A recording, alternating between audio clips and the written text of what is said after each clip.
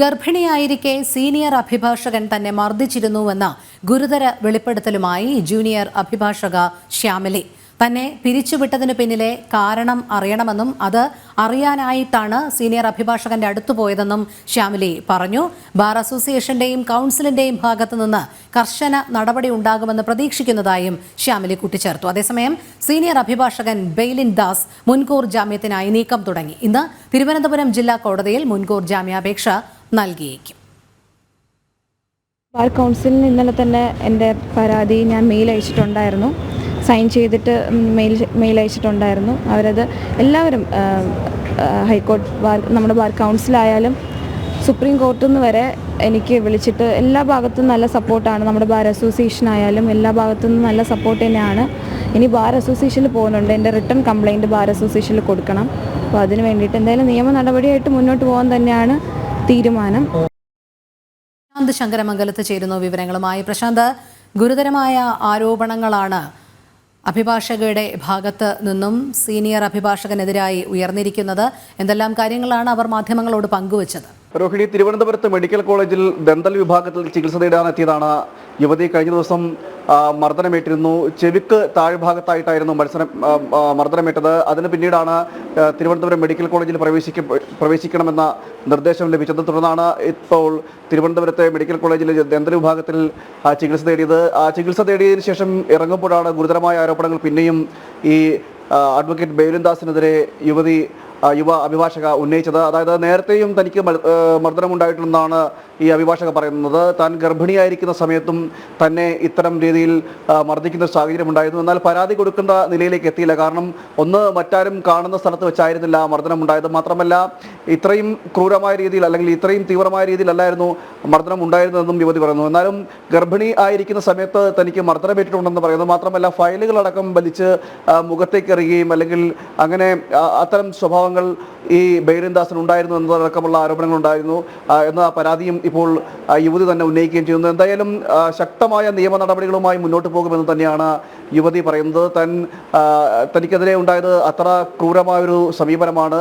മാത്രമല്ല, ഇതിൽ അപമാനമെന്ന് പറയുന്നത് മറ്റുള്ളവർ നോക്കി നിൽക്കുകയാണ് തന്നെ മർദ്ദിക്കുന്ന നിലയിലേക്ക് ഈ അഭിഭാഷകൻ ചെന്നെത്തിയത്. അത് തനിക്ക് ഒരുപാട് അപമാനമുണ്ടാക്കിയെന്നും പറയുന്നു. അതുകൊണ്ട് തന്നെ ഏതറ്റം വരെയായാലും പോകാൻ താൻ തയ്യാറാണ്. ഈ യൂണിഫോം ഉപയോഗിച്ചുകൊണ്ട് അദ്ദേഹം തുടർന്ന് കോടതിയിൽ പ്രവേശിക്കാൻ പാടില്ല, നിയമപരമായി നേരിടും എന്നതടക്കമുള്ള കാര്യങ്ങൾ പറയുകയും ചെയ്യുന്നുണ്ട്.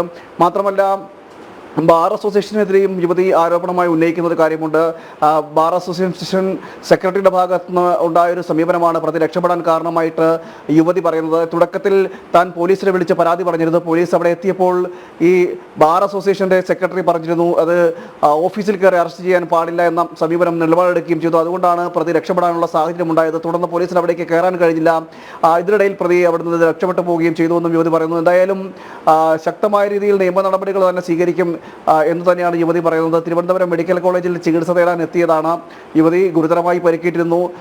ഈ ചെവിക്ക് താഴ്വശം മുറിവേറ്റിട്ടുണ്ടെന്ന വിവരങ്ങളും ലഭിക്കുന്നുണ്ട്. എന്തായാലും ഈ വിഷയത്തിലെല്ലാം നിയമ നടപടികളുമായി മുന്നോട്ട് പോകുമെന്ന് തന്നെയാണ് യുവതി ഉറച്ചു നിൽക്കുകയാണ്. കാരണം ഇതിൽ ഒത്തുതീർപ്പിന്റെ ഒരു ശ്രമം നടക്കുന്നതായിട്ടൊരു ആരോപണം അല്ലെങ്കിൽ അത്തരം വാർത്തകളും പ്രചരിച്ചിരുന്നു. അതും അടിസ്ഥാനരഹിതമാണെന്ന് യുവതി പറയുകയും ചെയ്യുന്നുണ്ട്.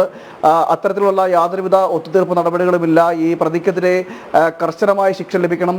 അതുകൊണ്ട് തന്നെ നിയമ നടപടികളുമായി മുന്നോട്ട് പോകുമെന്ന് തന്നെയാണ് പറയുന്നത്. നിലവിലെ പോലീസിന്റെ ഒരു അന്വേഷണം തൃപ്തികരമാണെന്ന് തന്നെയാണ് യുവതി പറയുന്നത്. തുടക്കത്തിൽ ഈ താൻ പരാതി ഉന്നയിച്ച സമയത്ത് തന്നെ പോലീസ് അവിടെ എത്തി. അതോടൊപ്പം തന്നെ ജനറൽ ആശുപത്രിയിലടക്കം പോലീസ് എത്തുകയും മൊഴി രേഖപ്പെടുത്തുന്ന നിലയിലേക്കൊക്കെ ചെന്നു മൊഴി രേഖപ്പെടുത്തുകയൊക്കെ ചെയ്തു. അതുകൊണ്ട് തന്നെ നിലവിലെ പോലീസിൻ്റെ അന്വേഷണം തൃപ്തികരമാണ്. പക്ഷേ എത്രയും വേഗം പ്രതിയെ പിടിച്ച് നിയമത്തിന് മുമ്പിൽ കൊണ്ടെത്തിക്കണമെന്ന കാര്യവും പറയുന്നുണ്ട്. ഇത് മറ്റൊരാൾക്കും ഉണ്ടാകാൻ പാടില്ല ഇത്തരം ഒരു അനുഭവം എന്നും തനിക്കുണ്ടായ അനുഭവം മറ്റൊരാൾക്കും ഉണ്ടാകാൻ പാടില്ല എന്നും യുവതി പറയുന്നു. ഈ വിഷയത്തിൽ പല ഭാഗത്തു നിന്നും തനിക്ക് അനുകൂലമായ സമീപനങ്ങൾ ഉണ്ടാകുന്നു. സുപ്രീം കോടതിയിൽ നിന്ന് അടക്കമുള്ളവർ തന്നെ വിളിക്കുകയും തനിക്ക് പിന്തുണ അർപ്പിക്കുകയും ചെയ്തിട്ടുണ്ടെന്നും യുവതി പറയുകയും ചെയ്തിട്ടുണ്ട്. എന്തായാലും വലിയ രീതിയിൽ ഉള്ളൊരു പ്രതിഷേധങ്ങളും ഇപ്പോൾ ഈ വിഷയത്തിൽ ഉയരുന്നുണ്ട്. കാരണം ഈ യുവ അഭിഭാഷകയ്ക്ക് പിന്തുണ അറിയിച്ചുകൊണ്ട് നിരവധി അഭിഭാഷക സംഘടനകളും രംഗത്ത് വരുന്ന സാഹചര്യം ഉണ്ടായിരുന്നു. നേരത്തെ പ്രതിഷേധങ്ങളടക്കം ഉണ്ടാകുകയും ചെയ്തിട്ടുണ്ട്. അങ്ങനെ ഒരു വലിയ പിന്തുണയും യുവതിക്ക് ലഭിക്കുകയും ചെയ്തിട്ടുണ്ട്. മാത്രമല്ല, ഇത്തരം നടപടികൾ വെച്ച് പിടിപ്പിക്കാൻ പാടില്ല എന്ന തരത്തിൽ അല്ലെങ്കിൽ ഇത്തരം നടപടികൾ വെച്ച് പൊറിപ്പിക്കാൻ പാടില്ല. അതുകൊണ്ട് തന്നെ അഭിഭാഷകനെതിരെ കർശന നടപടി ഉണ്ടാകണമെന്ന ആവശ്യം മറ്റ് പൊതുസമൂഹത്തിൻ്റെ ഉള്ളിൽ നിന്നും ഉയരുകയും ചെയ്തിട്ടുണ്ട്. ഏതായാലും വലിയ രീതിയിൽ പ്രതിഷേധങ്ങൾക്കിടയിലാണ് ഈ യുവതി ഇപ്പോൾ തിരുവനന്തപുരം മെഡിക്കൽ കോളേജിൽ വന്ന് ചികിത്സ തേടിയ ശേഷം വീട്ടിൽ പോയി കൈക്കുഞ്ഞുമായിട്ടാണ് വന്നത്. ഇന്നലെ തന്നെ പറഞ്ഞിരുന്നു കുട്ടിയുള്ളത് കൊണ്ട് തനിക്ക് കഴിഞ്ഞ ദിവസം മെഡിക്കൽ കോളേജിൽ എത്താൻ സാധിക്കില്ല എന്ന് പറഞ്ഞിരുന്നു. ഇന്ന് കുട്ടിയുമായി എത്തിയാണ് ചികിത്സ തേടിയ ശേഷം പുറത്തിറങ്ങിയപ്പോഴാണ് മാധ്യമപ്രവർത്തകർ തൻ്റെ ഈ കാര്യങ്ങളെല്ലാം വ്യക്തമാക്കിയത്. അതിനുശേഷം യുവതി വീട്ടിലേക്ക് പോവുകയും ചെയ്തു. എന്തായാലും അറസ്റ്റ് നടപടികളടക്കം ഉണ്ടാകണമെന്നും ഇത്തരത്തിൽ ഒരു നീതികേട് കാണിച്ച ആൾക്കെതിരെ ശക്തമായ നടപടി വേണമെന്ന് പറയുന്നു. അതോടൊപ്പം തന്നെ ദുർബലമായിട്ടുള്ളൊരു വകുപ്പുകളാണ് ചുമത്തിയത് എന്ന ഒരു ആക്ഷേപവും ഉയരുന്നുണ്ട്. കാരണം പ്രതി ഒരു അഭിഭാഷകനാണ്. ആ സാഹചര്യത്തിൽ രക്ഷപ്പെടാനുള്ള പഴുതുകൾ അദ്ദേഹത്തിന് അറിയാം.